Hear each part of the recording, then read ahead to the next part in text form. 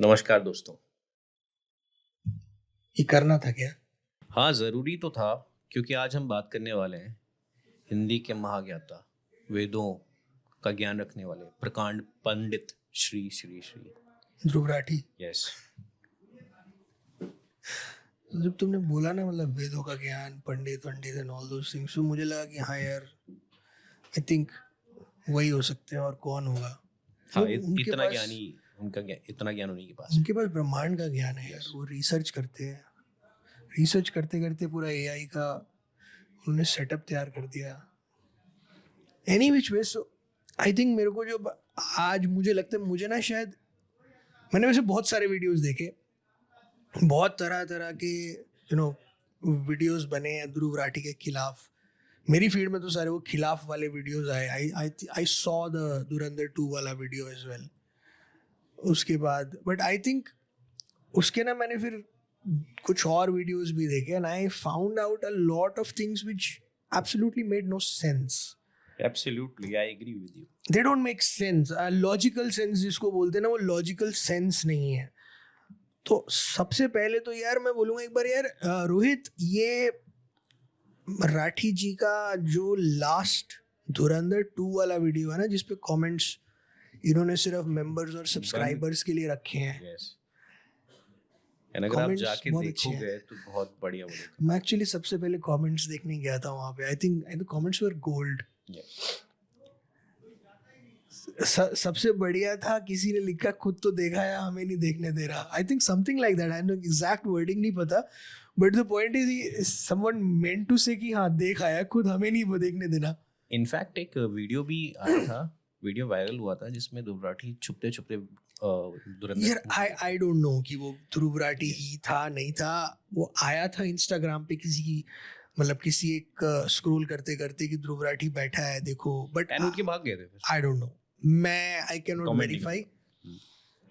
I can not verify and I will not go ahead and से कि हाँ वो जेन्युइन था नहीं था, बट हाँ व्हाटएवर। सो रोहित यार, वो लगाना जरा इनका धुरंधर 2 वाला वीडियो। धुरंधर 2 वाला यार जो हम देख रहे थे। और बीजेपी की इस एड में मुसलमानों को बारबैरिक दिखाया जाता है। सो बीजेपी की इस एड में मुसलमानों को बारबैरिक दिखाया जाता है। Gangs of Wasseypur, first part. Father जो सरदार, वो क्या नाम है, जो घोड़े पे डाकू बनता है, Muslim. Son Muslim becomes a gangster, his son becomes a gangster Muslim. उसका छोटा बेटा गैंगस्टर मुस्लिम। रामाधीर सिंह नाम था उसका, हेंचमैन मुस्लिम। ब्रूटल मर्डर्स, मतलब I think there were scenes जहाँ पे काटा जा रहा है, पीटा जा रहा है। Was that not barbaric? And Dhruv Rathi had such good praises about that movie. Of course, उसने बाद में जाके बोला कि यार नहीं, I was wrong doing that, but at the end of the day you loved it. तब तुम्हारे दिमाग में ये चीज नहीं आई कि मुसलमानों को बुरी नजर में दिखाया जा रहा है। You're showing Muslims as gangsters, as criminals. मतलब वो सही है, मतलब वो उस टाइम पे सब कुछ सही है। It is absolutely fine showing them mean gangsters and you're portraying criminals as such good awesome characters. वो सही है, चलेगा। वहाँ पे बीजेपी नहीं थी ना। फिल्म के शुरू में ही एक सीन है जहां पाकिस्तान में एक सिख आदमी को फेक ब्लास्फेमी चार्जेस पर जिंदा जला दिया जाता है। मॉब जो वहां मौजूद है वो सर तन से जुदा के नारे लगा रहा होता है। अच्छा, अब यार रुक जाओ। पॉइंट ये नहीं है कि ये मतलब how important this was to the movie or how this scene would have done nothing to the movie or add to it. Point ये है कि is this part of the Pakistan society? Exist. Is it part of their culture कि हाँ वहाँ पे blasphemy laws are used against not just, I would say, minorities, against their own Muslim people. ये पाकिस्तान में बहुत कॉमन है। I think I have got some numbers here. यार रोहित, वो नंबर्स दिखाना जरा। I think those numbers will be talking a lot of things. हाँ, ये There देखो you go. सलमान तस्वीर द गवर्नर थे 4 जनवरी 2011 killed by own bodyguard. Hmm. Shahbaz Bhatti, minister, assassinated over blasphemy reform stance. Mohammed And then this one, ये जो Punjabi couple Sikh couple को किया है, I will show you this. Shama Bibi and Shahzad Mahesh, Christian couple burned alive.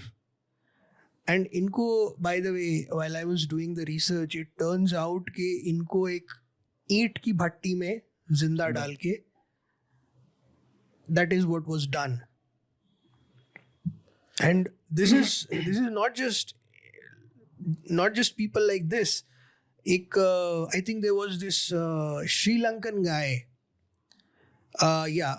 Priyanka Kumara, Sri Lankan manager. ये इसका सिर्फ इतना दोष था कि एक दीवार पे पोस्टर लगा हुआ था, some religious poster. He removed that poster और इनके अंडर के जो वर्कर्स थे उन्होंने they were not happy with him. तो उन्होंने बोला कि ये भाई पोस्टर फाड़ दिया, ही हैज इंसल्टेड समबडी, मार दो. But so it clearly shows कि भाई Pakistan culture is like that. वो है उनके मतलब डीएनए में भरा हुआ है कि if I don't like somebody I will put so and so charges and will have get rid of them. क्या गलत दिखा दिया. And on the top of it Rathi ji को एक चीज समझनी चाहिए, क्या वो इंडिया की बात कर रहे हैं? अरे यार वो उसके लिए Pakistan is I don't know, I am not going to say this but it is very well implied कि उनको किन से ज़्यादा प्यार है नहीं है वो तो वो खुद ही समझ लेंगे. But at the end of the day जो दिखाया है it is part of Pakistan culture. It is not something which is different. And I think the numbers here speak volumes. Yes. Now, I'll give you a very perfect example. Dr. Shahnawaz Kumbar. Doctor थे.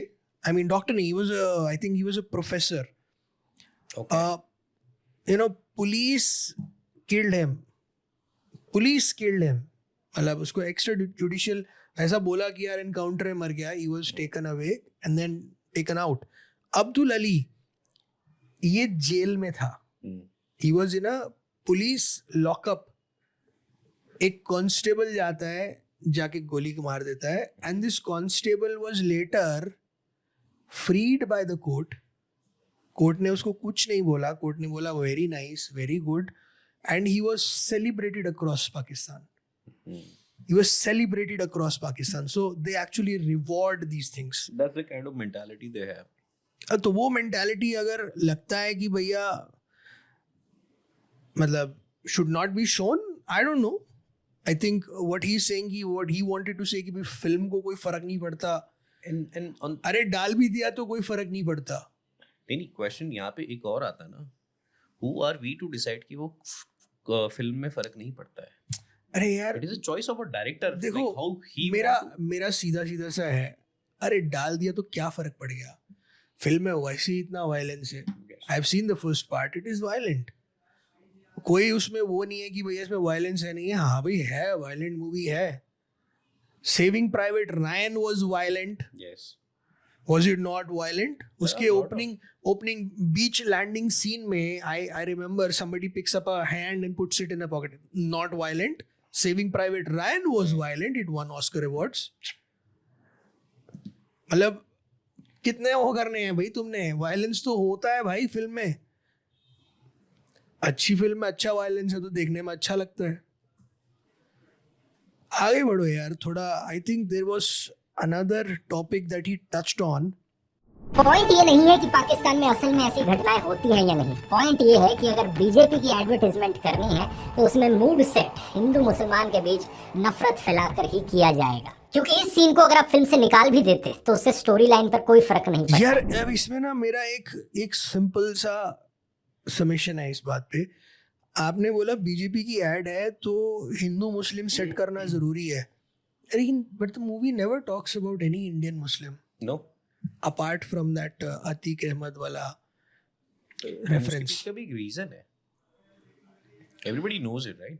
यार देखो वो अतीक अहमद वाला I think आगे है. Will come to that, but the entire movie is shot in, based in Pakistan. Yes. Why are you dragging Indian Muslims into it? Why are you dragging them? That's the whole point. Ki bhaiya, Aditya Dhar has not dragged any Indian Muslim apart from that Atiq Ahmed wala. And then why are you dragging it? And then why he blames BJP, And- Aditya Dhar, हाँ, that they guys are spreading Hindu Muslim तो तुम कर रहे हो, तुम Indian Muslims को drag कर रहे हो. Why are you doing that? आगे बढ़ो यार. ये सीन उतना ही अनइम्पोर्टेंट है जितना फिर हेरा फेरी फिल्म में डोमिनोज पिज्जा वाला सीन. वहाँ पर सिर्फ उसे इस पिज्जा ब्रांड को प्रमोट करने के लिए ऐड किया गया था और यहाँ पर सिर्फ नफरत प्रमोट करने के लिए. साइकोलॉजी में इसे इमोशनल प्राइमिंग कहा जाता है. पहले इमोशन जनरेट करो, फिर उस इमोशन के ऊपर अपना नैरेटिव बनाओ. ये टेक्निक ऐसी है जैसे कोई हलवाई पहले आपको एक तीखी मिर्च खिलाए, इतनी तीखी कि आपकी जुबान जल जाए, फिर उसके बाद आपको मिठाई खरीदनी ही पड़ेगी क्योंकि आपका मुंह जल रहा होगा. आदित्य धर ने इसी तरीके से ऑडियंस की जुबान जला दी ताकि बाद में जो भी प्रोपेगेंडा परोसा जाए वो सीधा हजम कर ले.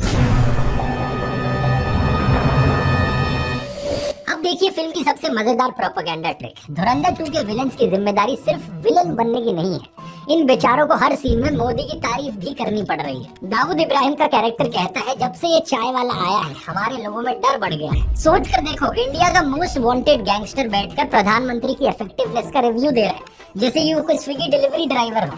5 स्टार्स, बहुत इफेक्टिव, हाईली रिकमेंडेड. वाह मोदी जी वाह. लेकिन सीरियसली ये प्रोपेगेंडा टेक्निक कितनी शातिर है इसे समझना जरूरी है. अगर फिल्म का हीरो मोदी की तारीफ करता तो उससे ज्यादा असर नहीं पड़ता, लेकिन अगर फिल्म का सबसे बड़ा विलन मोदी की तारीफ कर रहा है तो ऑडियंस अलग लेवल पर कन्विंस्ड होती है. इमेजिन करो अगर एवेंजर्स में थानोस कहता, अरे ये स्पाइडरमैन को जब से मैंने देखा है ना तब से तो मेरे हाथ कांपने लगे हैं. आपके दिमाग को ऑटोमेटिकली लगने लगता कि स्पाइडरमैन सबसे पावरफुल हीरो है एवेंजर्स. हालांकि ऐसी लाइनें विलन से बुलवाना बहुत ही स्टूपिड चीज है, अजीबोगरीब लगती है, लेकिन eight the end of the day याद रखिए इस फिल्म का मकसद हमजा को बेचना नहीं है बल्कि मोदी को बेचना है. एक चीज नोटिस की आपने, मैंने इस वीडियो में जो भी कुछ आपको अभी तक बताया है, ओपनिंग हुक से लेकर एक के बाद एक एविडेंस प्रेजेंट करना, सब एक सिंगल स्टोरी लाइन में. इसके पीछे भी टेक्निक्स इन्वॉल्व है. बस फर्क ये है कि आप इन टेक्निक्स को किस काम में लगाते हो, झूठा प्रोपेगेंडा फैलाने के लिए या जनता तक सच पहुंचाने के लिए. इस पावर का अगर ऑनेस्टली इस्तेमाल किया जाए तो एक यूट्यूब चैनल के माध्यम से आप लाखों लोगों की जिंदगियां बदल सकते हो. अगर आपने भी कभी सोचा है दोस्तों सोशल मीडिया पर अपना करियर कैसे बनाया जाए, तो मैंने इस पर एक पूरा कोर्स बनाया है, द यूट्यूब ब्लूप्रिंट. ये 7.5 घंटे का एक पूरा सिस्टम है जो आपको A to Z सब कुछ सिखाता है. नीश कैसे ढूंढे, स्क्रिप्ट कैसे लिखें, फोन से वीडियोस को शूट और एडिट कैसे करें, मोनेटाइजेशन के सारे रास्ते, एडसेंस से लेकर ब्रांड डील्स तक, और सबसे इम्पोर्टेंट चीज, लोग आपके वीडियोस क्यों देखें, इस चीज को क्रैक कैसे करें. मैंने अपने 12 साल के एक्सपीरियंस में जो भी कुछ सीखा है इस कोर्स में सब कुछ सिखाया गया है. हजारों लोग इसे ले चुके हैं और इसकी एवरेज रेटिंग 4.9 आउट ऑफ 5 है. सबसे अच्छी बात यह है कि मैं आपको कोई महंगी इक्विपमेंट खरीदने को नहीं कहूंगा, सिर्फ आपका स्मार्टफोन काफी है. ज्वाइन करने का लिंक नीचे डिस्क्रिप्शन में और इस QR कोड में मिल जाएगा और आप में से पहले 1000 लोगों के लिए एक स्पेशल डिस्काउंट. अगर आप कूपन कोड यूज करोगे धर42 DHAR42 तो आपको 42% का डिस्काउंट मिलेगा. जल्दी से जाकर चेकआउट कर सकते हो. One thing I would, absolutely, love about Dhruv Rathi videos, जो मुझे बहुत बढ़िया लगता है, his marketing placement. Absolutely perfect. It's perfect. मतलब उसको अपना प्रोडक्ट बेचना आता है. जैसे धुरंधर ये बोला ना कि आदित्य धर knows how to sell BJP, he knows how to sell his product. भाई मतलब if you have to really learn something nice about this ये video, सीखना सर. ये जरूर सीखना कि भाई मार्केटिंग के लिए अपने वीडियो को, अपने मतलब प्रोडक्ट को कहाँ प्लेस करना है. जैसे वो बोला ना डोमिनोज का, आई एग्री विद हिम कि वो डोमिनोज वाला जो था ना, the placement was unnecessary, uncalled for and don't need it. The film never needed it, but then Dhruv Rathi's placement is absolutely masterclass. तभी तो मैंने उन्हें ज्ञानी कहा. अब यार देखो, give credit where it's due. ठीक है, अगला बंदा भाई मास्टरिंग से मास्टर क्लास है in placement of his add.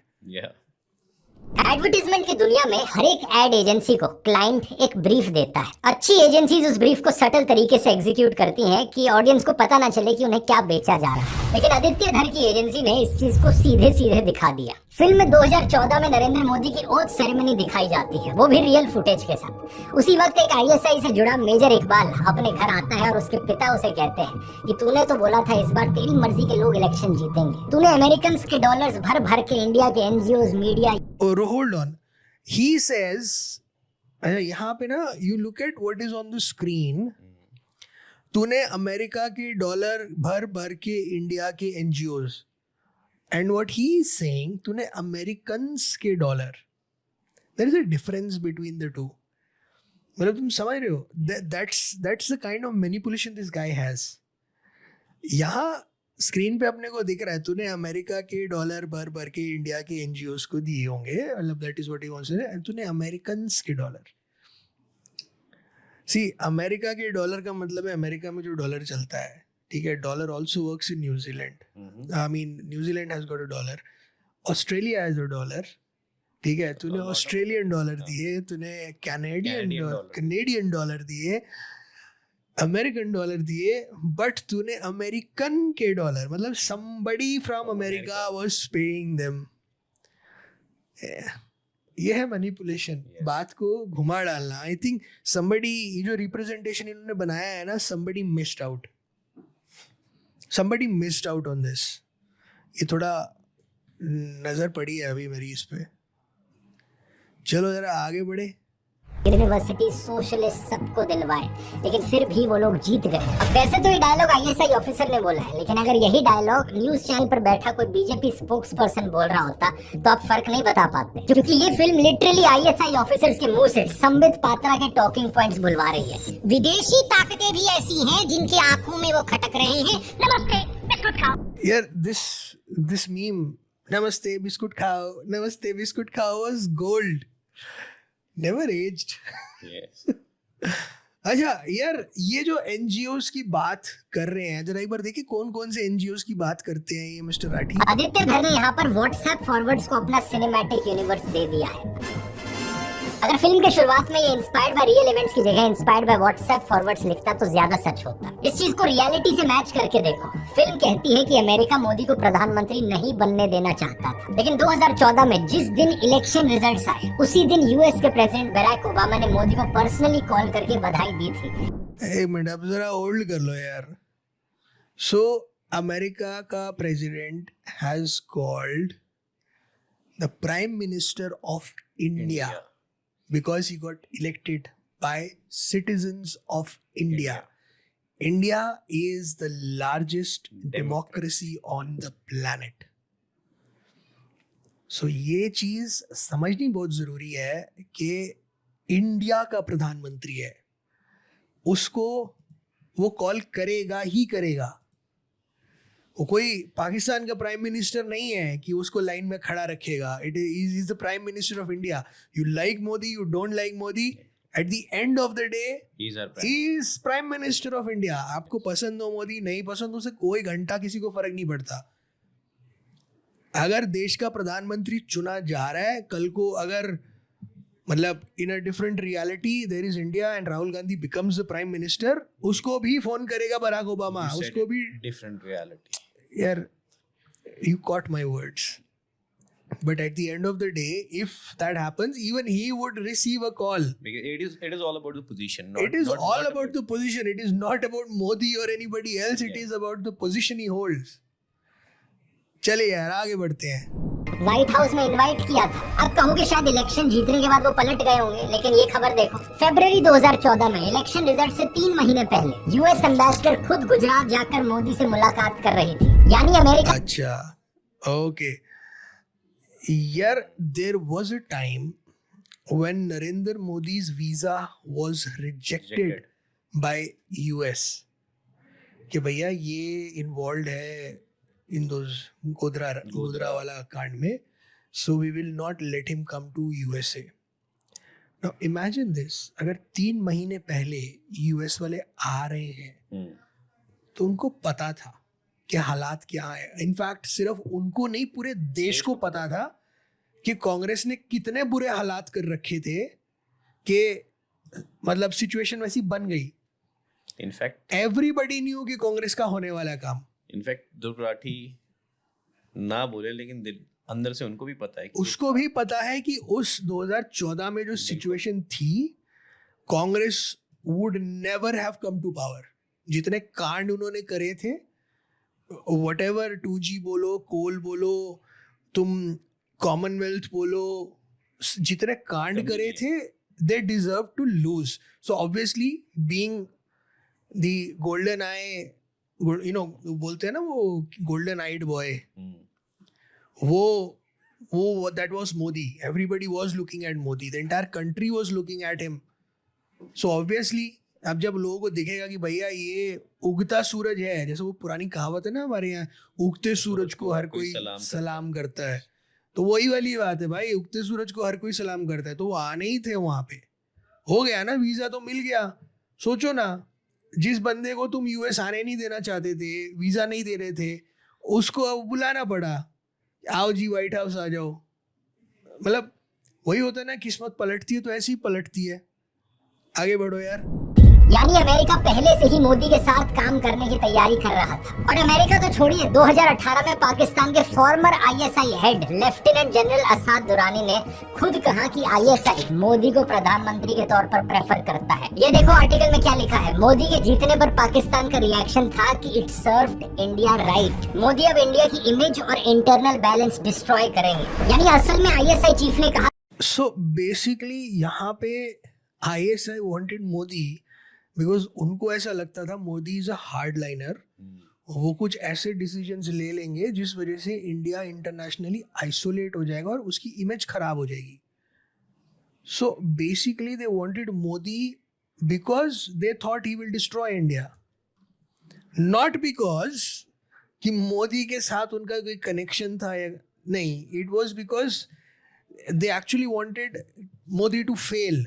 Yes, situation simple सी है, they wanted him to fail, he did not fail. कि उसे मोदी पसंद है. और फिल्म में क्या दिखाया जा रहा है, ठीक इसका उल्टा. अरे बाप रे, ये तो धोती खोल रहा है. लेकिन इस डायलॉग में सबसे बड़ा प्रोपेगेंडा ये है कि आईएसआई इंडिया की एनजीओज, मीडिया, यूनिवर्सिटीज और सोशलिस्ट को फंड कर रहा था. ये एग्जैक्टली वही नैरेटिव है जो बीजेपी की सरकार इस्तेमाल करती है सिविल सोसाइटी की आवाज को दबाने के लिए. बीजेपी ने इसी व्हाट्सएप नैरेटिव के बेसिस. अच्छा, अब यार यहाँ पे जरा रुकते हैं. ये इसने बोला एमनेस्टी इंडिया, आई थिंक ही also mentioned green peas.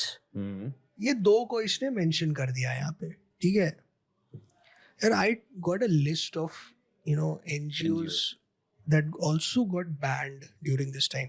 Rohit यार वो लिस्ट निकालना जरा. हाँ, ये रही लिस्ट. सो ये है वो NGOs जिनको 2014 के बाद बैन कर दिया गया था इंडिया में. Islamic research foundation, promoting racial ideology, peace TV, this doctor Zakir Naik, हाँ, that got banned. Jamaate Islami Jammu and Kashmir accused of funding militancy. तो यार ये भी तो बैन हुई है, but in a total of 20,000 NGOs were band.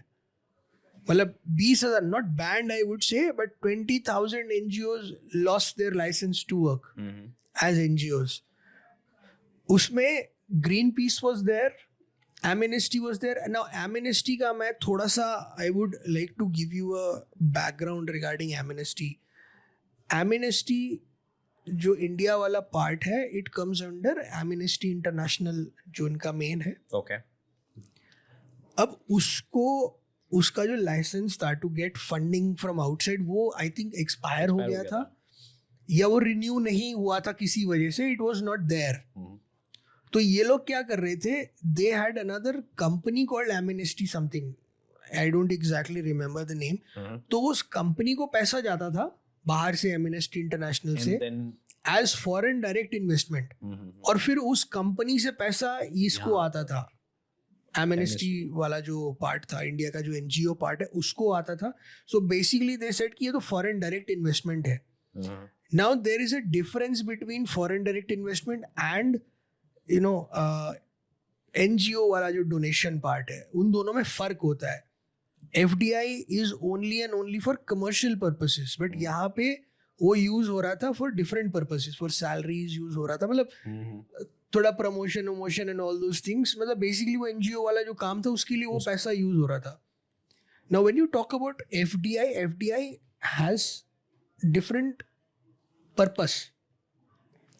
FDI इसीलिए इंडिया में होता है कि भाई इंडिया में कुछ ऐसा बने जिससे लोगों को नौकरियां मिले. अब ऑब्वियसली यार कोई भी बोलेगा कि यार एमएनएसटी भी तो वही कर रहा था, नौकरी तो दे रहा था. They were giving at the end of the day, वो सैलरी के लिए यूज हो रहा था, but at the end of the day it is twisting of laws. And I would say कि हाँ गवर्नमेंट ने यहाँ थोड़ा खेल खेल दिया. अब खेल क्यों खेला, क्योंकि when 370 was removed from Jammu and Kashmir, 370 remove होने के बाद एमनेस्टी ने एक रिपोर्ट निकाला था. Now this was regarding Kashmir की वहाँ पे क्या चल रहा है नहीं चल रहा है. सो दे सेड कि भैया ग्रॉस ह्यूमन राइट्स वायलेशन है, लोगों को उठा लिया जा रहा है, some people have been detained, बहुत लंबा टाइम तक डिटेन्ड है, सोशल मीडिया नहीं चल रहा है, इंटरनेट नहीं चल रहा है, and there is gross violation of human rights. यार तुम उंगली करोगे, ऐसी ऐसी चीजें लिखोगे तो यार obviously sorry no comment. Obviously यार देखो ऐसा हो सकता है. बट देन देखो ऑफिशियली गवर्नमेंट का स्टैंस यही है कि बॉस पैसा गलत तरीके से आ रहा था, गलत तरीके से यूज हो रहा था. बट सच्चाई मैं आपको बता देता हूँ, सच्चाई सिंपल सी ये है कि गवर्नमेंट के खिलाफ कुछ रिपोर्ट्स निकाली गई थी जो गवर्नमेंट को पसंद नहीं आई है और राइटफुली सो नहीं आई है. 370 को रिमूव करना was one of the biggest achievements of Modi's tenure, and I think it will stand out as the biggest achievement which was necessary for the development of Kashmir in itself. Obviously वो कितना development हुआ नहीं हुआ numbers में it is different story, but amnesty had no business getting into that and calling it bad. I think a lot of people don't realize this ki a lot of Kashmiris have made money after that. Things have gone better for them. Absolutely Things better. have gone better for them, but अब उंगली करोगे तो भाई होगा ही. And then again, Greenpeace, I have not researched a lot कि भैया उसके साथ क्या हुआ. I think उनका भी वही पैसे वैसे का ही कुछ झोल झाल इन्होंने निकाला था, उसके अकाउंट फ्रीज कर दिए थे. They did not have money to operate, so they scaled down. Greenpeace is not shut down. I think they are not shut down, but they are relying now completely on local donations. But the real reason for this NGOs was कि NGO का जो पैसा आ रहा था बाहर से, it was being used to fund things that were against the nation For a different purpose. for a different purpose वो use हो रहा था. चलो यार आगे बढ़ते हैं थोड़ा. पर एमनेस्टी इंटरनेशनल इंडिया को 2020 में बंद कर दिया. न्यूज क्लिक के जर्नलिस्ट के घरों पर 2023 में रेड्स करवाई. 2014 के बाद से 20,000 से ज्यादा एनजीओ के फॉरेन फंडिंग लाइसेंसेस कैंसिल करवाए हैं, जिनमें ग्रीन पीस इंडिया तक भी शामिल है. ये वही एनजीओ है जो आपकी साफ हवा के लिए आवाज उठाते हैं, अरावली हिल्स के लिए आवाज उठाते हैं, हसदेव जंगल के लिए आवाज उठाते हैं. लेकिन आदित्य धर इस लेवल का आदमी है कि इसने देश के खिलाफ जाते हुए इन सभी एनजीओ यूनिवर्सिटीज को बदनाम किया. अच्छा यार एक चीज अब मैं बोलूंगा, ठीक है? एक सवाल मेरे पास. हाँ बोलो. एक सवाल मेरे पास ये है कि अगर आज मैं as a separate as an individual और एज अ फर्म किसी चीज़ को लेकर के अपोज करता हूँ, and that too for the nation, that too for the people of India, but on the background I am doing something which I am not suppose to do, is it acceptable? It is not. It is a gray area again. Exactly. It's a very gray area. Now here देखो, is Amnesty India doing good for this country? I don't know. Absolutely. That's the question I have. don't know. तुम देखो, when 370 was removed, it was a big achievement, and I think every Indian supported that. ठीक है. अब Amnesty went ahead and said कि boss देखो, Amnesty ने ये नहीं बोला कि ये गवर्नमेंट ने गलत किया, बट दे सेड कि the way things have been handled they are human rights violation. अब मेरा सिंपल सा कहना ये है कि what government did at that time कि रातों रात वो CRPF के बहुत सारे paramilitary went there. CRPF ने भर दिया था कश्मीर just to ensure कि just to ensure कि यार कोई सड़क पे कलेश ना मचे. yes Farooq Abdullah and his son, they were of the opinion कि भाई इस देश में हाँ जब तक मैं हूँ जब तक हट तक नहीं ये तब तक हट ही नहीं सकता. आप कुछ भी कर लो, मोदी के बस की नहीं है इसके. Every politician said, every opposition leader said the same thing कि हो ही नहीं सकता रही. And Modi did Did that. it. He did that. सबके मुंह पे थप्पड़ था ये. फारूक अब्दुल्ला और उसके बेटे के मुंह पे it was a political slap at their face कि बॉस तुमने बोला नहीं हो सकता, ले मैंने करके दिखा बता दिया. दिया है. I have done it. अब तुम इससे पहले कि कुछ बोल पाओ तुमको मैंने कमरे में बंद कर दिया. And he insured, literally did it. he did that. Yeah. ठीक है यार. Is it happening for the first time? No. It's not happening for the first time. हमने हैदराबाद जब लिया था निजाम से, कैसे लिया था? It was a police action. They did that. Criticize करो ना, जाओ, हिम्मत है क्रिटिसाइज करो वल्लभ भाई पटेल को, जवाहरलाल नेहरू को. हमने गोवा कैसे लिया था भाई? नेवी ने बॉम्बिंग करी थी बकायदा. क्रिटिसाइज कर लो, गो हेड, क्रिटिसाइज एवरीबॉडी कि भैया गोवा तुमने कब्जा किया, हैदराबाद कब्जा किया, कर लो. इतना शौक है, करो ना.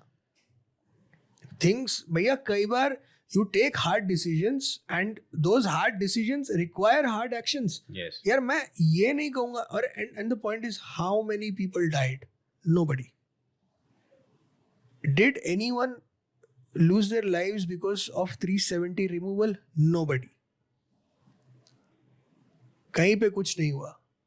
कोई पत्थरबाजी हुई? नहीं हुई. किसी को कुछ नुकसान हुआ? नहीं हुआ. And that happened only and only because those actions were there.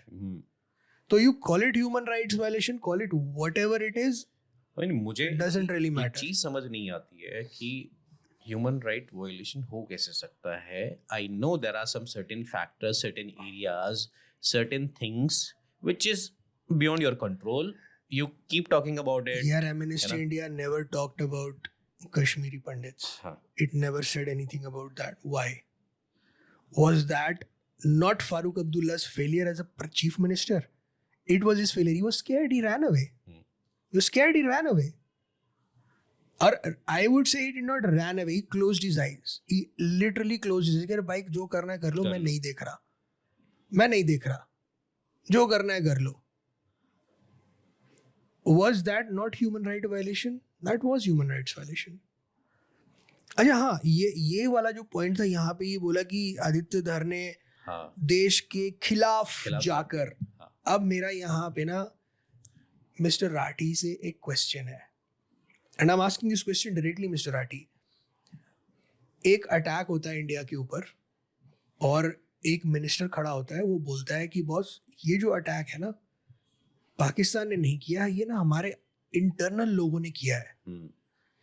ये है ना, ये हिंदू ग्रुप है, इसने किया है ये attack. Although I have no evidence about it, but I am going to claim कि बॉस इन लोगों ने किया है, पाकिस्तान का इसमें कोई हाथ नहीं है. And if you want to know, it was 26/11 का अटैक हुआ था, and there was a minister who went ahead and said कि बॉस इसमें तो हिंदुत्व ग्रुप्स का, हिंदू टेरर का अटैक है. And you know who I'm talking about. And this person, this minister, even had the audacity to go ahead and release a book on that where Mahesh Bhatt was present. Mahesh Bhatt, same guy जिसके बेटे ने David Headley को पूरा मुंबई घुमाया, वो बंदा वहाँ गया था in the release of that book, Hindu terror वाला. That's the Now, narrative. is that not देश के खिलाफ जाना? Is that not, I would say, Mr. Kamra, गद्दार? इसी को शायद बोलते हैं कि आप अपने देश के दुश्मनों को छोड़ के देश के लोगों को ही तुम कल्प्रिट घोषित कर दो. Is that not being गद्दार?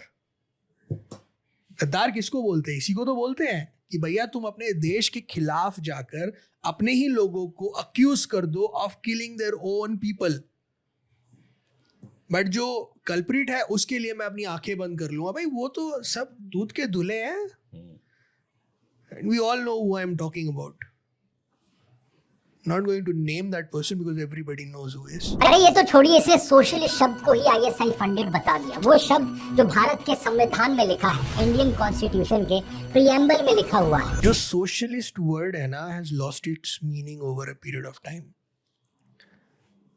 ठीक है, so I think हमें एग्जांपल देने की जरूरत नहीं है. You know socialist word has lost its meaning. And bye the way constitution में बहुत कुछ लिखा था जो कांग्रेस ने अमेंड कर करके चेंज कर दिया. अगर बोलोगे तो एक दिन उस पर भी एक अच्छा खासा वीडियो बना देंगे. We know, we have read all of that कि कितने कितने अमेंडमेंट्स हुए, कितने कितने ऐसे कानून बनाए गए इस देश में which are completely against the spirit of the constitution. जो लाल किताब उठा के घूमते हैं सब, they are the same ones जिन्होंने कॉन्स्टिट्यूशन में अमेंडमेंट्स कराए हैं अपने फायदे के लिए. फिल्म में दिखाया जाता है कि जो लोग मोदी का विरोध करते हैं वो फॉरेन फंडेड हैं, लेकिन एक्चुअल डेटा एग्जैक्टली इसकी उल्टी कहानी बताता है. साल 2000 यार एक मिनट रुको यार, इसमें ऐसा कुछ है क्या? You have seen the movie. कुछ ऐसा है कि यार जो भी फॉरेन फंडेड होता है वो मोदी के खिलाफ होता है? as far as I remember. मतलब डज इट से गिव अ मैसेज कि भाई जो भी मोदी फॉरेन फंडेड होता है वो मोदी के खिलाफ होता है? Now this is okay. Bye the way, foreign exchange of hate, हाँ. the article that he's saying was a report by Amnesty India. Okay. तभी गवर्नमेंट ने हाँ, मतलब अब दिस आर्टिकल टॉक्स की हाउ IDRF जो है ना ये हिंदुत्व ग्रुप्स को फंडिंग कर देता है. And these Hindutva groups you know ये एंटी एनवायरमेंटल एक्टिविटीज में लगते हैं. मतलब they support anti environmental activities, help big mining का ये लोग हेल्प करते हैं कि भैया माइनिंग का काम हो जाए, गवर्नमेंट पॉलिसी शिफ्ट हो जाए, चेंज हो जाए. तो their job is to influence the government. Okay. So basically ये इस तरीके का है जैसा जॉर्ज सोरोस करता है. हाँ, बिल्कुल सही. Policy change and all those. So that is what these guys are trying to say कि you know IDRF is sending money to Hindutva groups and all. Now my question is, are these legal donations?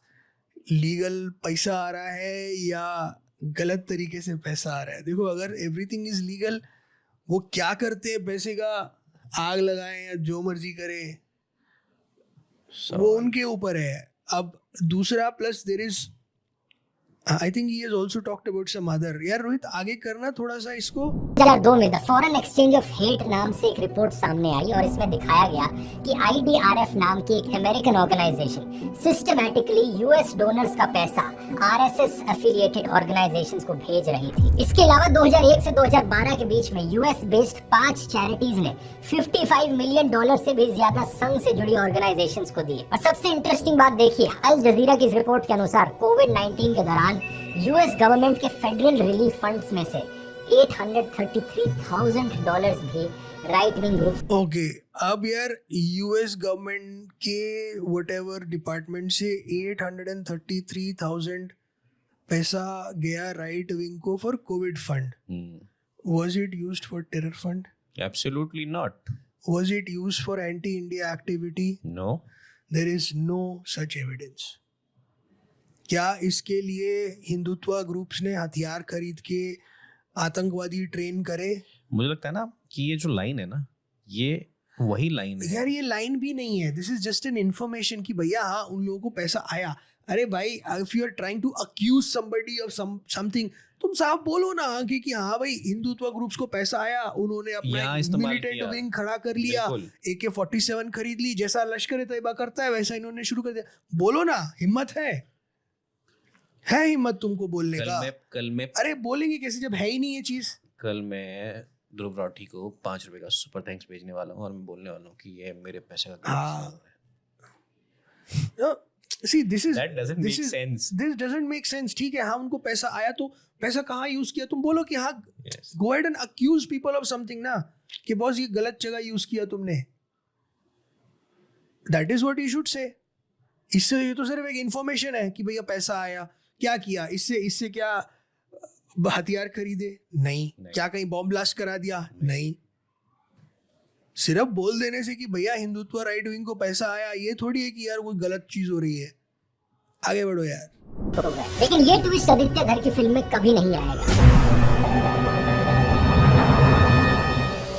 अब आते हैं इस film के सबसे बड़े झूठ पर। एक ऐसा फैसला जो बीजेपी के खुद के सपोर्टर्स जस्टिफाई नहीं कर पाते, उसे आदित्य धर ने नेशनल सिक्योरिटी मास्टर स्ट्रोक में कन्वर्ट कर दिया। फिल्म में दिखाया जाता है कि पाकिस्तान ने पहले 11,000 करोड़ की फेक करेंसी इंडिया भेजी और दोबारा 60,000 करोड़ की फेक करेंसी भेज रहा था, वो भी यूपी इलेक्शन को फंड करने के लिए। इंटेलिजेंस एजेंसीज ने ये बात प्रधानमंत्री को ब्रीफ करी और प्रधानमंत्री ने देश बचाने के लिए नोटबंदी कर दी। Feeling proud of our unknown man.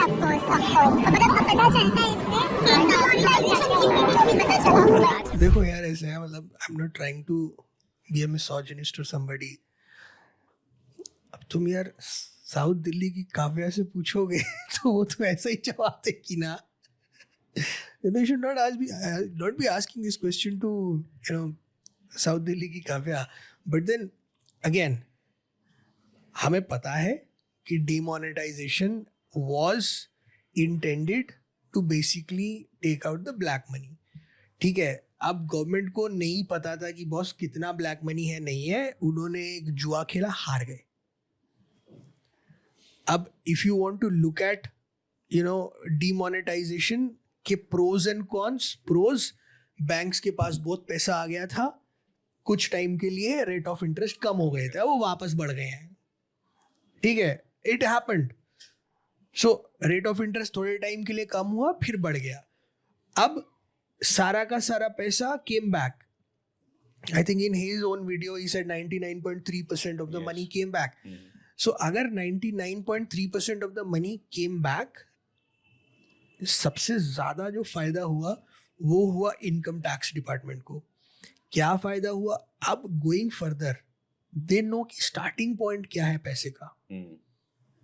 ठीक है, आज की डेट में अगर मेरे अकाउंट में 10 लाख रुपए हैं, मैं उसका विड्रॉ करके कहीं दे देता हूँ, government is going to come and ask me question कि बॉस ये 10 लाख कहाँ गए तेरे? Track it basically. देखो, इट इज नॉट 100% थिंग। ठीक है, अब मैंने तुमको दिए, तुमने रोहित को दिए, रोहित ने किसी एक्स को दिए, फिर वाई को दिए, फिर जेड को दिए। Obviously that is not full proof, but starting point government को पता चल जाएगा कि बॉस यहाँ से पैसे का ट्रेल निकलता है। एक बार पैसे का देखो, जब पीछे पड़ते हैं ना आईटी वाले, इनकम टैक्स वाले, वो पूरी ट्रेल निकाल लेते हैं। ठीक है, कि किसने किसको दिया नहीं दिया, that is how they know how to take those things out. Not foolproof. Once again मेरे को कोट मत कर लेना कि बॉस आज स्टार्टिंग पॉइंट पता चल गया तो सब कुछ पता चल गया, आज की डेट में ब्लैक मनी नहीं है। नहीं, आज की डेट में भी ब्लैक मनी है। सवाल यही है, क्या आज की डेट में भी है। Yes, there is no denying on that. Government ने किसको फायदा हुआ उस सारी चीज में? जितने यूपीआई वाले पेमेंट ऐप्स थे सबको फायदा हुआ, पेटीएम को फायदा हुआ, गूगल पे को फायदा हुआ, सबको फायदा हुआ। सबसे ज्यादा नुकसान किसको हुआ? खुदरा बाजार, आई मीन जो कैश में डील करते एसएमई, एमएसएमई, जो छोटी कंपनीज थे जो कैश में डील करते थे, उनको उनकी लंका लग गई। एब्सोल्यूट लंका लग गई, इकोनॉमी की हो गई। मैं ये नहीं कहूंगा कि माँ बहन हो गई, हाँ भाई बाप जरूर हो गया था इकोनॉमी का। भाई बाप हो गया था, गिरी इकोनॉमी, सबको मालूम है। It was a gamble he took, failed, खत्म बात। अब आदित्य धर ने बोल दिया जी भाई टेरर फंडिंग रोकने के लिए था, ये था वो था। अरे भाई ठीक है, बोल दिया, पिक्चर तो अच्छी बनाई ना। आगे बढ़ो यार। अब वैसे तो आप इस चीज को थोड़ा लॉजिकली सोचोगे तो खुद ही आपको लगेगा कोई सेंस है इस बात का। इतनी छोटी सी चीज के लिए कोई इतना बड़ा एक्शन लेता है क्या? ये तो वही बात हो गई कि घर में चूहे को पकड़ने के लिए आपने आई थिंक 43 करोड़ के आसपास का ब्लैक वो इलीगल नोट मिला था ना। और एक चीज और है, मतलब ये जो एग्जांपल दिया ना, घर में चूहे को पकड़ने के लिए आग नहीं लगाते। क्या ये चूहा, is he referring those terrorists? नहीं, he is referring to the money. He is referring to the duplicate money. नहीं, duplicate. Okay. Black money नहीं, duplicate जो जाली नोट थे वो, that is a चूहा here. Yes. Obviously, it is a चूहा. It is a Comparatively जो मिला वो चूहा क्या, वो कॉकरोच था। But that was not the main purpose, right? यार देखो, main purpose was black money, and I'll tell you what I personally feel कि उस टाइम पे यूपी इलेक्शंस थे, जब ये डिमोनेटाइजेशन हुआ यूपी इलेक्शंस थे. I think he wanted to win that election. Modi ji wanted to win that election, I think, and he knew कि बहुत सारा ब्लैक मनी यहाँ चलने वाला है अब. He wanted to stop that. Plus I think किसी ने इनको ज्ञान भी दे दिया होगा कि यार ये कर दो काम, पूरे इंडिया का भला हो जाएगा. वो नहीं हुआ. पूरे घर को आग से जला दिया. सच बात यह है कि आरबीआई की 2017-18 की एनुअल रिपोर्ट के अनुसार डीमोनेटाइज किए गए 15.41 लाख करोड़ रुपयों में से 15.31 लाख करोड़ रुपीस वापस आ गए थे. यानी कि 99.3% नोट्स बैंकिंग सिस्टम में वापस आ गए थे एक साल के अंदर अंदर. और ये देखिए, आरबीआई ने कहा कि उस साल उन्होंने सिर्फ 43 करोड़ रुपीस की फेक करेंसी डिटेक्ट करी. सिर्फ 43 करोड़ रुपए. हाँ सिर्फ ही है यार एक तरीके से. You look at the economy size. No, I'm not asking for the size. But it's a big amount for Pakistan, by the way. 43 crore rupees उस टाइम पे भी ऑलमोस्ट इनका 1.5 के आसपास था. 1 Indian rupee was 1.5 Pakistani rupee. I mean उतना ही था, या आई think it was a little less, 1 point something था. नहीं, मतलब आर्स वाज बेटर. उनके लिए तो हो गया 60-70 करोड़ होगा. यानी कि फिल्म में दिखाए हुए 60,000 करोड़ रुपए, 11,000 करोड़ रुपए, ये सिर्फ आदित्य धर की बनावटी कहानियां हैं. National bureau of economic research की स्टडी के अनुसार डीमोनेटाइजेशन ने इंडिया की इकोनॉमिक एक्टिविटी को नवंबर-दिसंबर 2016 में कम से कम 3 परसेंटेज पॉइंट्स कम कर दिया. इंडिया के जीडीपी पर इसका बहुत बुरा असर पड़ा, जिसका इम्पैक्ट अगले कई सालों तक दिखता रहा. एटीएम लाइन्स और कैश क्राइसिस की वजह से कम 80 से ज्यादा लोग मारे गए. कोई बैंक के बाहर लाइन में खड़ा गिरकर मर गया, तो कोई एटीएम के पास हार्ट अटैक से मर गया. बैंक एम्प्लॉइज ओवरवर्क से मारे गए. कोई हॉस्पिटल में इलाज नहीं करवा पाया क्योंकि कैश नहीं था. आने कारण इन्होंने डॉक्टर के पास दिखाया, लेकिन कोई भी डॉक्टर 500,000 का नोट देखा है, किसी ने भी कोई ट्रीटमेंट नहीं करा. ये सब लोगों ने अपनी आंखों से होते हुए देखा. बीजेपी के कट्टर सपोर्टर्स भी इसे डिफेंड नहीं कर पाते और आदित्य धर इसे अपने पापा की महानता बता रहे हैं. सच बात तो यह है कि अगर सही में मोदी ने इस कारण से नोटबंदी करी होती तो इसका क्रेडिट लेने सबसे पहले वो आगे खड़े होते. मतलब सोच कर देखो, जिस इंसान ने, ये बात तो सही है, मोदी जी क्रेडिट सबसे पहले ले लेते हैं. मतलब लेना भी चाहिए यार. देखो यार, is a politician plus Gujarati politician. ये क्रेडिट नहीं लेंगे तो और कौन क्रेडिट लेगा? राठी जी से अगर इनको ऐसा मौका मिलेगा और ये कुछ ऐसे काम करेंगे. नहीं, I think don't you remember the first time he said कि मैं 300 करोड़ की फिल्म धज्जियां उड़ा दूंगा. आई think he said something like that कि मैं 300 करोड़ का प्रोपागेंडा फिल्म को हम नेस्त नाबूद कर देंगे, ये कर देंगे, वो कर देंगे, ऐसा वैसा. दैट इज ऑल्सो बोस्टिंग ना. मतलब आप बोस्ट करने की कोशिश ही तो कर रहे हो, और कर क्या रहे हो उसमें? मतलब सोच कर देखो, जिस इंसान ने वॉर नहीं रुकवाई वो वॉर रुकवाने का क्रेडिट ले रहा है. यार दिस वाज ऑसम. नहीं मतलब वॉर रुकवा दी पापा was, I think that was an amazing meme. मुझे तो बहुत मजा आया था जब भी कोई आता तो वॉर रुकवा दी पापा. जो इंसान पुलवामा के शहीद जवानों के नाम पर वोट मांग रहा है, वो इस चीज के लिए क्रेडिट ना ले, ऐसा हो सकता है क्या? मैं मेरे फर्स्ट टाइम वोटर से कहना चाहता हूँ कि आपका पहला वोट पुलवामा में जो वीर शहीद हुए, उन वीर शहीदों के नाम आपका वोट समर्पित हो सकता है क्या? पतंजलि के गुलाब शरबत बोतल में लिखा ही नहीं है कि कितना शुगर है, लेकिन उनके वेबसाइट में लिखा है 99% शुगर है. किसी भी ऐड की सबसे पावरफुल टेक्निक इस चीज में नहीं होती कि आपको क्या दिखाया जा रहा है, बल्कि इसमें होती है कि आपसे क्या छुपाया जा रहा है. इसलिए नोटिस करने वाली बात यहाँ ये है कि आदित्य धर अपनी इस प्रोपेगेंडा फिल्म में आपको क्या नहीं दिखाते. 25 दिसंबर 2015 प्रधानमंत्री मोदी ने पाकिस्तान का सरप्राइज विजिट किया. ये इंडिया की किसी भी प्राइम मिनिस्टर की 10 साल बाद पाकिस्तान यात्रा थी. इससे पहले सिर्फ प्रधानमंत्री अटल बिहारी वाजपेयी 2004 में पाकिस्तान गए थे. मनमोहन सिंह अपने 10 सालों के कार्यकाल में कभी पाकिस्तान नहीं गए. नवाज शरीफ के घर पर दोनों लीडर्स ने करीब 90 मिनट बैठक की और साथ में खाना खाया. मोदी जी खाना नहीं खाना चाहिए, जाना ही नहीं चाहिए था यार. आई थिंक नवाज शरीफ की बेटी की शादी थी या समथिंग लाइक दैट. जाना ही नहीं चाहिए था. I was absolutely upset with what he did. नहीं जाना चाहिए था. उसके बाद हुआ क्या कि हाँ भाई, अमन की आशा, उतनी बार हमारे पीछे एक मासा दे दिया गया है. और अमन की और हर बार हुआ है ये. एक साइड से नहीं हो सकती कभी यार वही तो बात है ना, हर बार ही हुआ है. I would absolutely criticize mister Modi for this. भाई जो सही है वो सही है, क्यों हम गलत बोले भाई? चलो भाई. फिल्म में ये आपको नहीं दिखाया गया है क्योंकि ये फिल्म के नैरेटिव के खिलाफ जाता है। जो प्रोडक्ट आपको बेचने की कोशिश की जा रही है उस प्रोडक्ट के खिलाफ जाता है। इसी विजिट के 8 दिन बाद 2 जनवरी 2016 को पठानकोट एयरफोर्स स्टेशन पर टेरर अटैक होता है। पाकिस्तान से आए आतंकवादियों ने इंडियन आर्मी की यूनिफॉर्म्स पहनकर बेस पर हमला किया। 7 इंडियन सिक्योरिटी पर्सनल शहीद होते हैं। ये कहानी भी आपको फिल्म में नहीं मिलेगी क्योंकि इस एड कैंपेन में फिट नहीं होती। इसी तरीके से है फरवरी 2019 में पुलवामा हमला। 40 से ज्यादा सीआरपीएफ के जवान शहीद हुए। एनएसए अजीत डोभाल, जिन पर फिल्म का मेन कैरेक्टर बेस्ड है, 2019 में ये एनएसए थे। 11 इंटेलिजेंस इनपुट्स आ चुके थे कि कुछ होने वाला है, लेकिन एक्शन नहीं लिया गया। अच्छा यार, ये जो इंटेलिजेंस इनपुट्स आते हैं ना, so I would just like to say कि एक कभी नहीं आता है। बिल्कुल।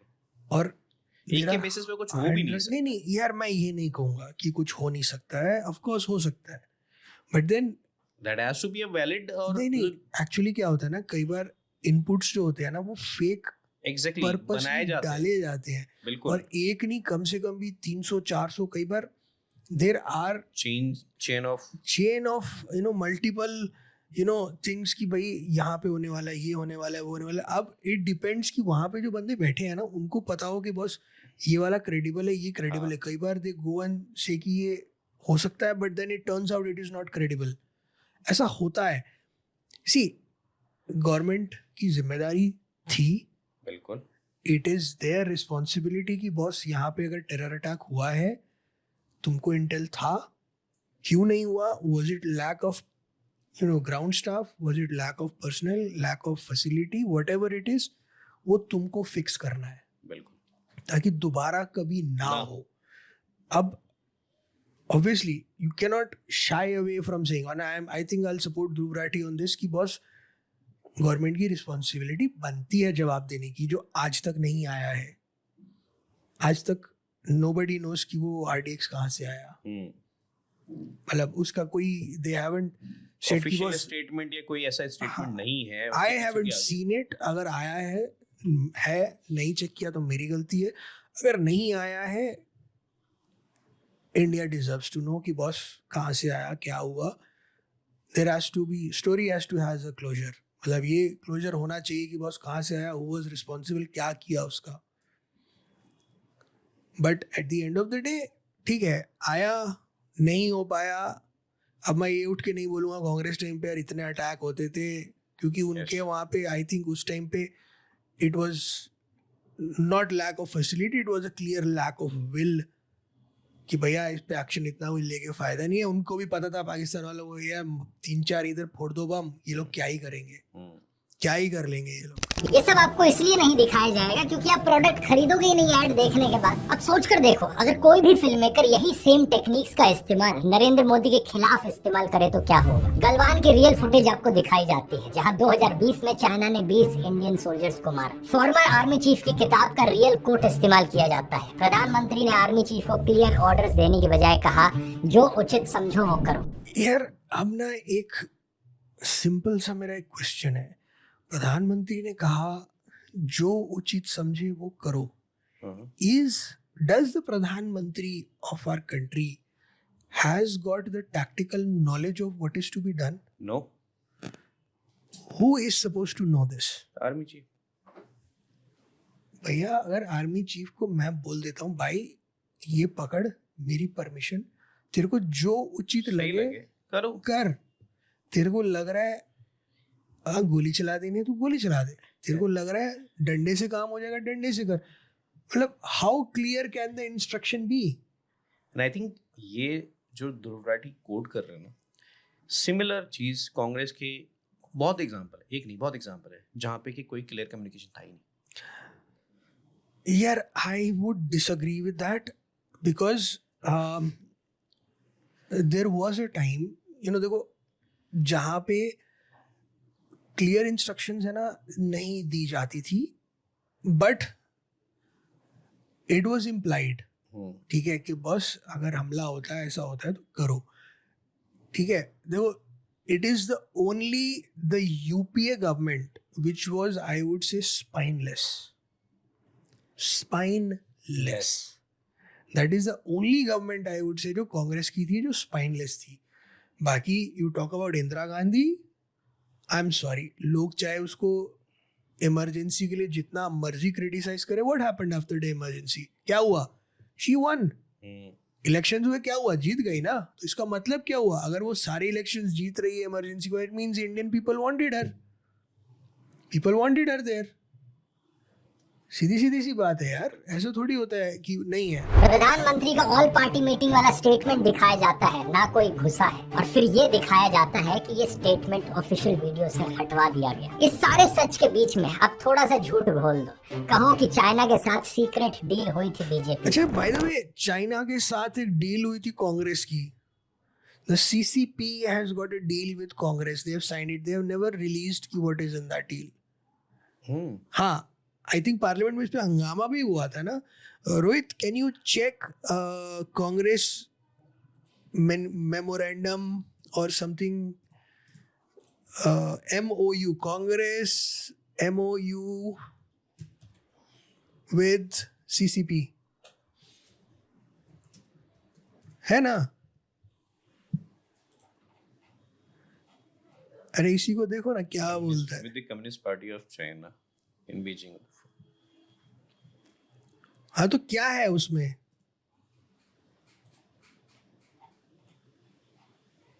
मतलब my only question is what is in that? To establish a consultative mechanism between the two political parties, allowing them to discuss bilateral, regional, and international issues. Why? This is what we call अच्छा, you said summary. Hi. Higher level consultation mechanism for exchanging information on bilateral and international issues. The secrecy, the specific terms and text of the document have never been made public, leading to persistent criticism from the BJP. अच्छा यार, मेरा एक सवाल है. इस बात का कोई सेंस है? मतलब on what basis does a political party in India sign an agreement with a political party in China? China. Why? And the point is, what information What kind does of a political party? information they हाँ, want मतलब to एक just political share party with each क्या information share करना चाहती है? मतलब what is that information that you want to share with China that government of India should not be sharing? मतलब ऐसा क्या है? I don't know. Again, gray area. हाँ, मतलब again what is the meaning of this? So this, ये जो बोल रहा है कि यार बीजेपी ने चाइना के साथ सीक्रेट डील कर ली, यार ये तो कांग्रेस ऑलरेडी कर चुकी है. कह दो कि इलेक्टोरल बॉन्ड्स के जरिए इन्हें फॉरेन फंडिंग मिली थी देश के खिलाफ जाने के लिए, और बाद में इंस्पायर्ड बाय रियल इवेंट्स का डिस्क्लेमर लगा. मैं यहाँ इलेक्शन कमीशन और सुप्रीम कोर्ट से सवाल करना चाहूंगा, क्या देश में इस तरीके की फिल्में बनाना अलाउड है जहाँ पर किसी नेशनल पॉलिटिकल पार्टी को एंटी नेशनल दिखा दिया जाए? अच्छा, कौन सी पार्टी को? Did they mention Congress there? They mention a certain portion of it कि एक ऐसी जब टाइम के लिए वेट करना है हमें, जब नेशनलिस्ट पार्टी एक वाज इन जब कोई धुरंधर पार्ट ऐसी 1. पार्टी है, हाँ, some sort of information was there, but not exactly कि हाँ यही थे, इन्होंने ही किया, ये नहीं किया. but he never says, he just implies कि ये हाँ. कांग्रेस है. he is just implying, मतलब धुरंधर में ये इम्प्लाई किया है कि ये कांग्रेस वाले As थे. far as I remember, it is a long 4-hour movie. हाँ, मतलब इम्प्लाई किया गया हाँ. बेसिकली कि ये है. हाँ, तो ठीक है, आगे बढ़ो.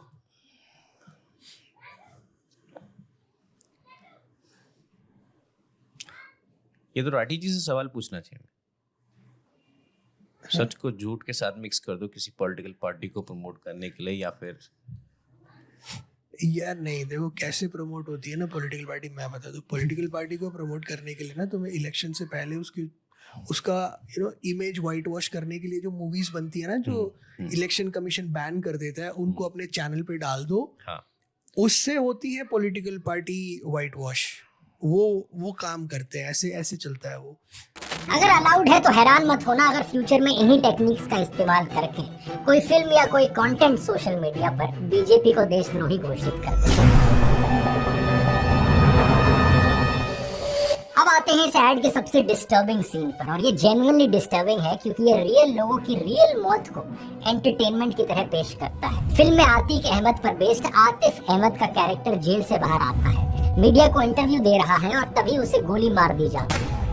और तो और फिल्म का कैरेक्टर मेजर इकबाल इसे पाकिस्तान में टीवी पर बैठकर लाइव देखता है, एक क्लीन इंटेलिजेंस ऑपरेशन। अब रियल लाइफ में क्या हुआ था, 15 अप्रैल 2023 को आतिक अहमद और उनके भाई अशरफ को पुलिस कस्टडी में लाइव टेलीविजन पर जर्नलिस्ट बनकर आए 3 हमलावरों ने गोली मार दी थी। आतिक अहमद ने कई दिन पहले सुप्रीम कोर्ट में पिटीशन दायर की थी कि उसे फेक इनकाउंटर में मारा जाएगा, और ऐसा जब एक्चुअली में हुआ तो ये साफ तौर पर यूपी गवर्नमेंट का लॉ एंड ऑर्डर फेलियर दिखाता है। अब यकीन नहीं करोगे दोस्तों, पार्लियामेंट में, लोकसभा में नरेंद्र मोदी, अमित शाह और ओम बिरला ने उन्हें श्रद्धांजलि दी थी। श्री आतिक अहमद का निधन 15 अप्रैल 2023 को 60 वर्ष की आयु में प्रयागराज में हुआ।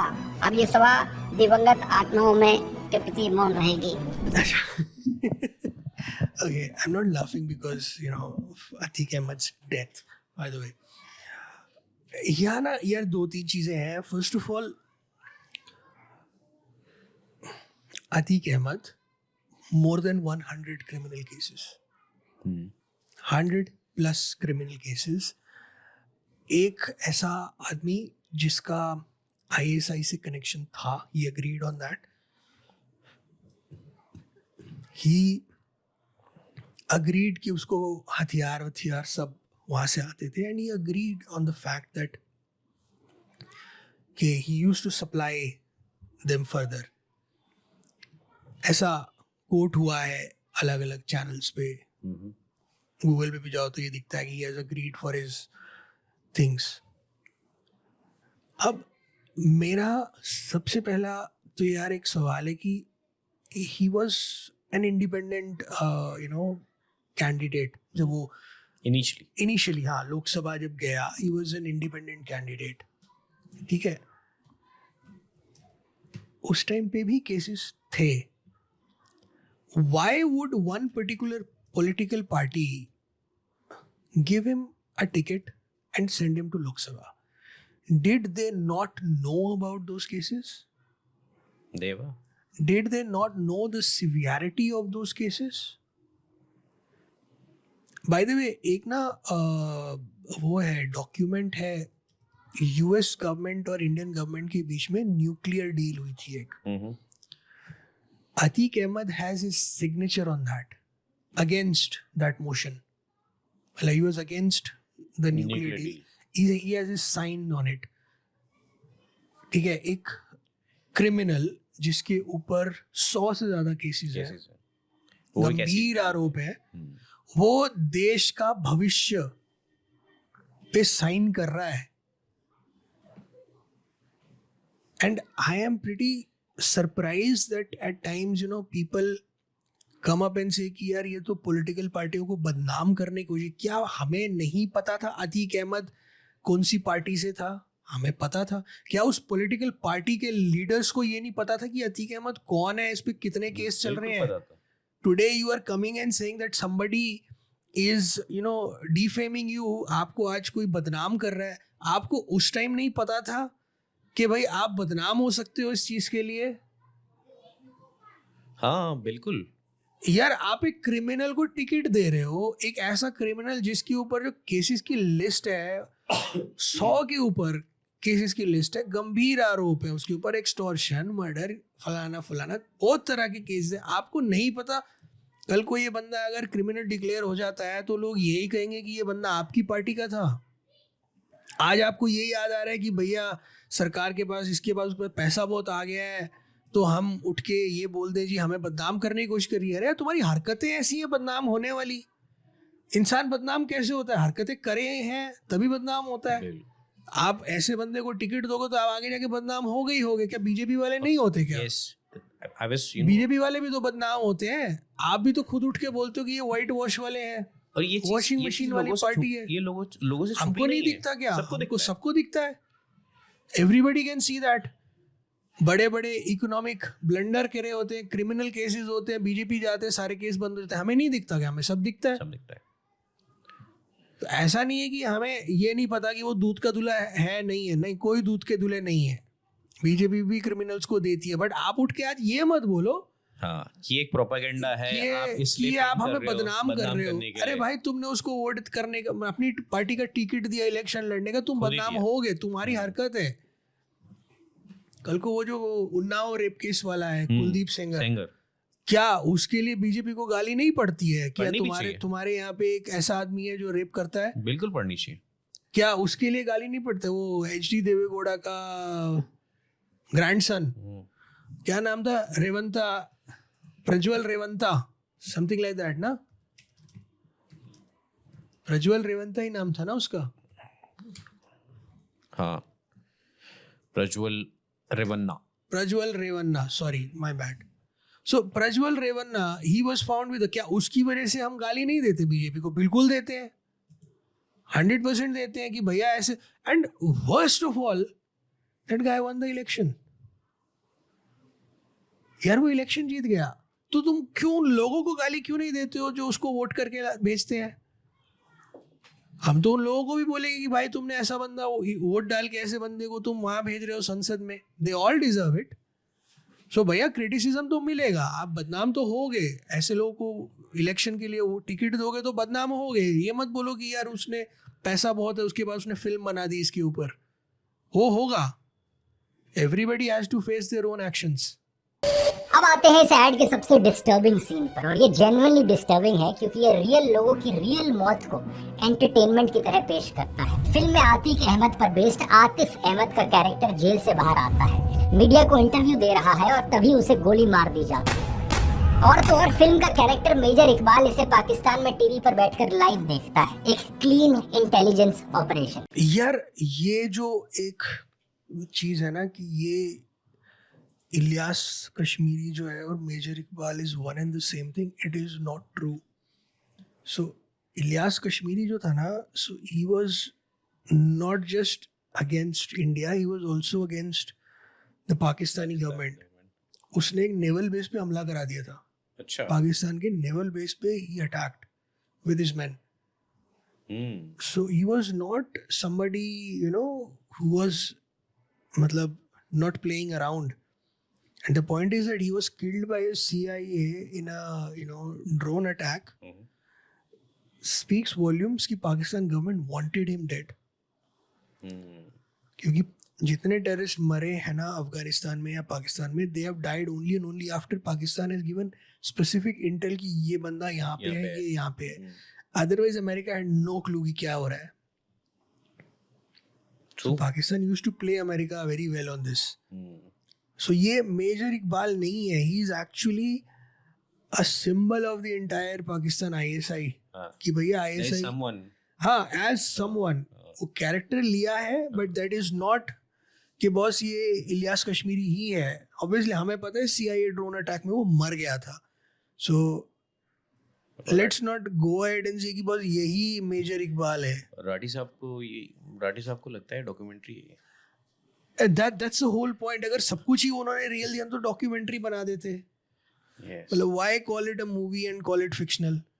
ये सीधे तौर पर इतना झूठ दिखाने की क्या जरूरत पड़ी? असल में दोस्तों आदित्य धर की एक बिजनेस रिक्वायरमेंट थी. आदित्य धर को विलेन को जिंदा रखना जरूरी था ताकि वो अपनी क्लाइंट ब्रीफ की रिक्वायरमेंट्स को फुलफिल कर सके. जिस प्रोडक्ट को वो यहाँ बेच रहा है उसका नैरेटिव अच्छे से बनाया जा सके.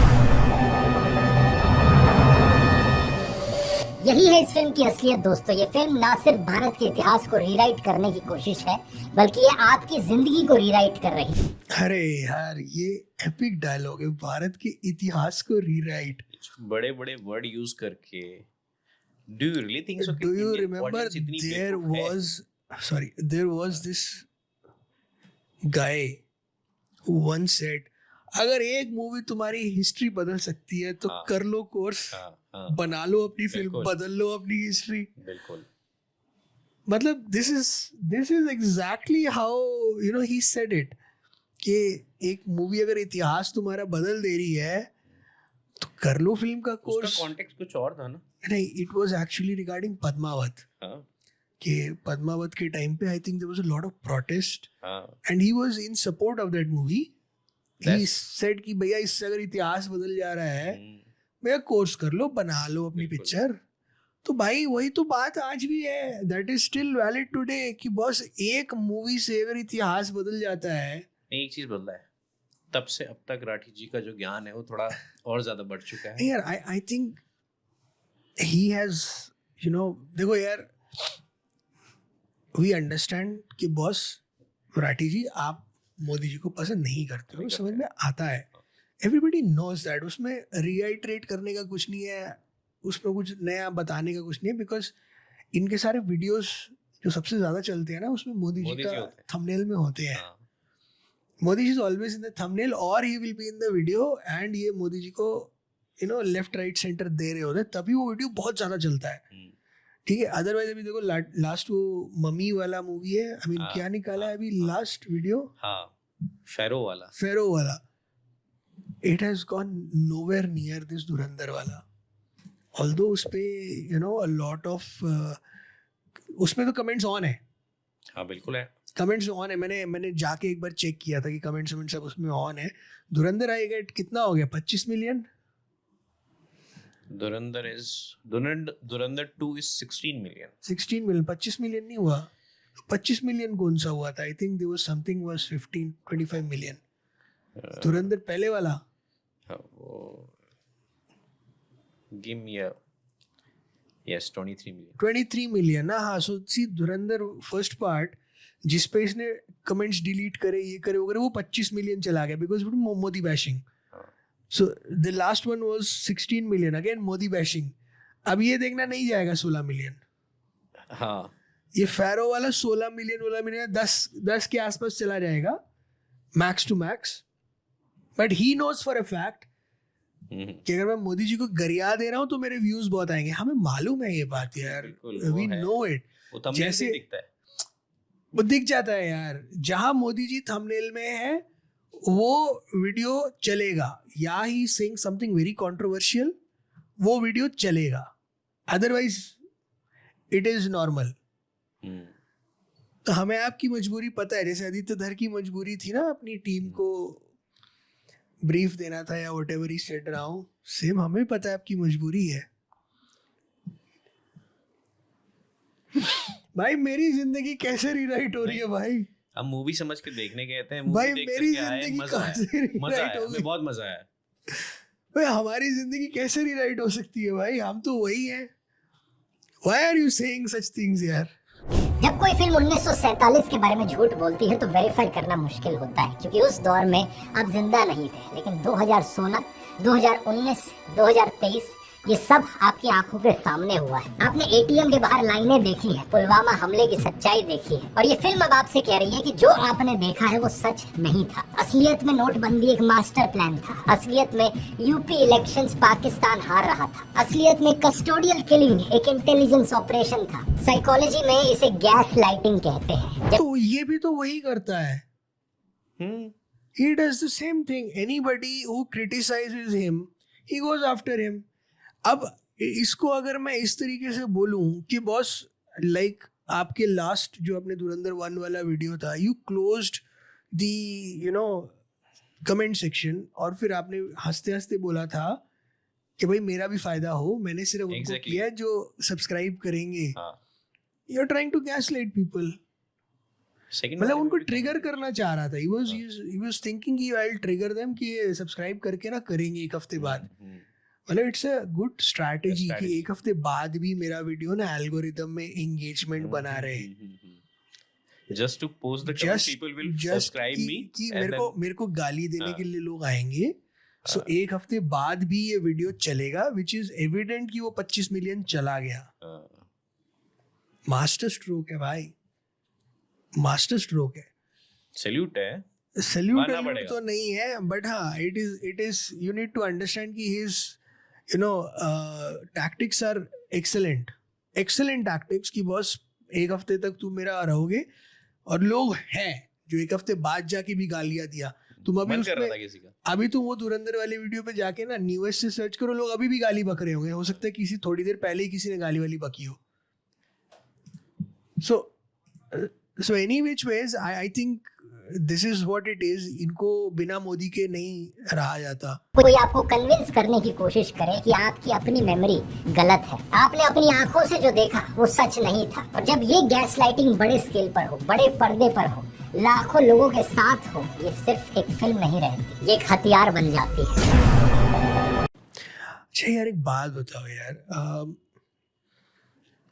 ऑडियंस क्या जब हॉल में गई ये पिक्चर देखने, मैंने भी वो फिल्म का फर्स्ट पार्ट तो देखा अभी तक, मतलब मेरी लाइफ तो चेंज हुई नहीं. पहली बात, मैं वही तुम लोगों के साथ बैठ के काम कर रहा था, अभी भी वही कर रहा हूँ, ठीक है. Secondly, I know for a fact कि कब क्या क्या इंसिडेंट्स हुए. I know for a fact. यार देखो, मैं अब दुनिया से जाके पूछने तो नहीं जाऊंगा भाई धुरंधर ने आपकी लाइफ कैसे चेंज कर दी.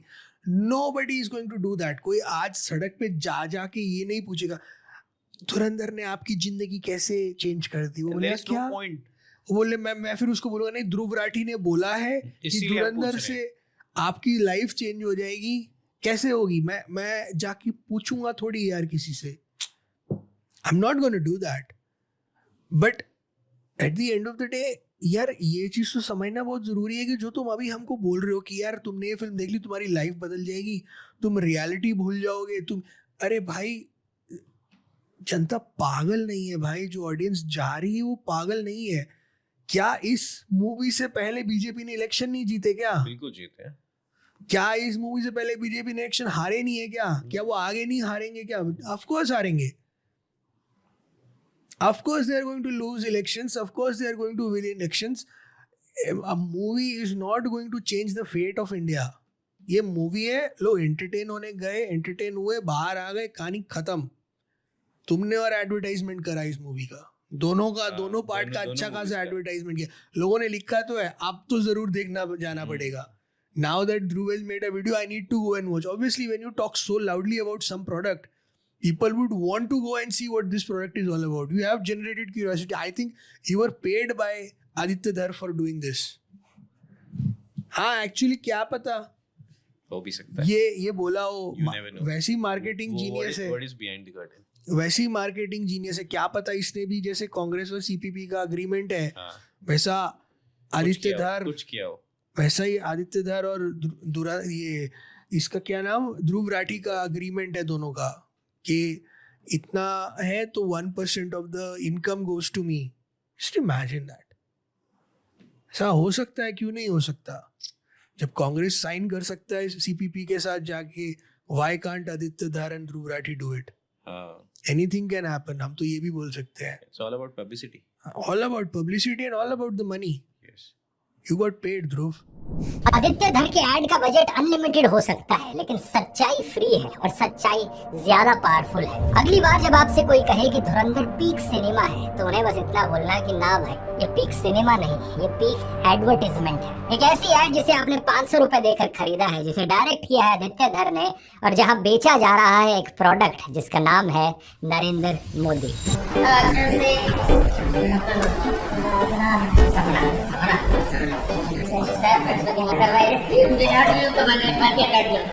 क्या बोला इन्होंने ऐसे? ये नया मीम आया है ना वैसे मार्केट में. बस दिक्कत ये है कि ऐड कितनी भी महान बना लो, अगर प्रोडक्ट में दम नहीं होगा ना, तो काम नहीं बनेगा.